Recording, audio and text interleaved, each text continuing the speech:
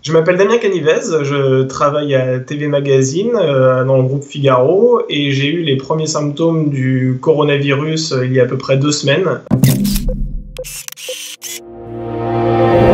J'ai commencé à tousser, puis j'ai eu une première poussée de fièvre dans la nuit du samedi à dimanche et je suis allé voir le médecin qui m'a indiqué que j'avais les symptômes du coronavirus. Il m'a pas fait de test, dans un premier temps parce que nous étions passés en stade 3, ce qui signifie que tout le monde n'était plus testé systématiquement.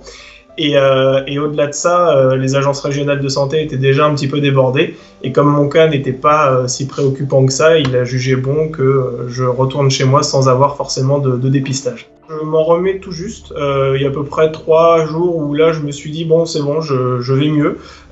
Mais en fait les symptômes étaient assez évolutifs dans la mesure où j'ai commencé par tousser un petit peu. La toux s'est vraiment intensifiée avec une gêne respiratoire parce que j'ai un terrain asthmatique. Ensuite, j'ai eu un petit peu de fièvre, pas énormément, franchement, j'ai eu 38,2.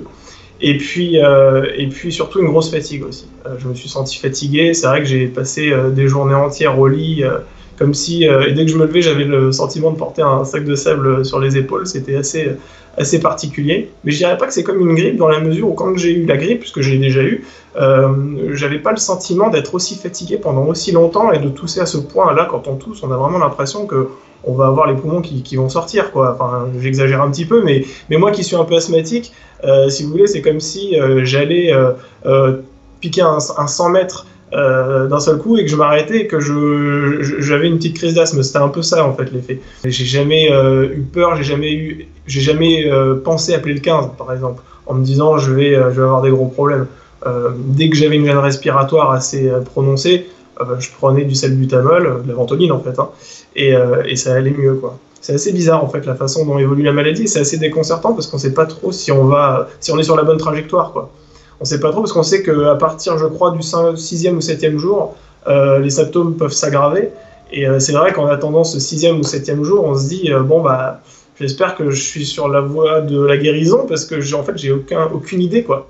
Mais bon, une fois de plus, mon cas, il est pas du tout préoccupant. C'est la raison pour laquelle, d'ailleurs, j'ai pas été diagnostiqué. Quand je lis des témoignages sur le Figaro.fr ou quand je vois à la télévision des personnes qui rentrent en réanimation, mais moi, je suis à des années-lumière de ça. C'est-à-dire que, oui, j'ai une gêne respiratoire, j'ai été très fatigué, mais franchement, si tout le monde avait eu les symptômes que j'ai eus, il n'y aurait pas eu autant de surcharge hospitalière et franchement, on n'en parlerait pas autant. Moi, franchement, j'ai pas eu de gros soucis. J'ai chopé ça, je pense, il y a à peu près 2 semaines et demie, ou peut-être même plus, je sais pas, mais sachant que je prends le TGV tous les jours, je côtoie des collègues au Figaro, à TV Magazine, je prends le métro aussi, où à l'époque les métros étaient encore bondés, mais je me souviens où l'épidémie arrivait en France, où on était vraiment nez à nez avec des personnes dans le métro. Je fais également la télévision en plateau avec des chroniqueurs qui étaient peut-être eux aussi porteurs sains, qui avaient le virus. Donc en fait les sources peuvent être un petit peu partout.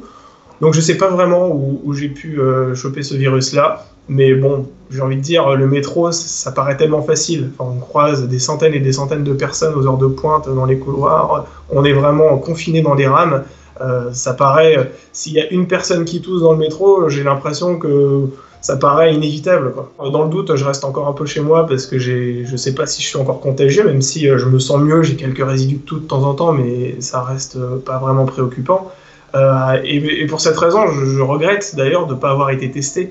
Parce que si on m'avait proposé un test d'emblée, je pense que je l'aurais refusé parce que je sais pertinemment qu'il manque de tests et qu'il y a des personnes beaucoup plus vulnérables que moi. Donc j'aurais préféré laisser ma place. J'aurais été mal placé, un gamin de 27 ans, de demander un test alors qu'il y a des personnes qui en ont plus besoin que moi.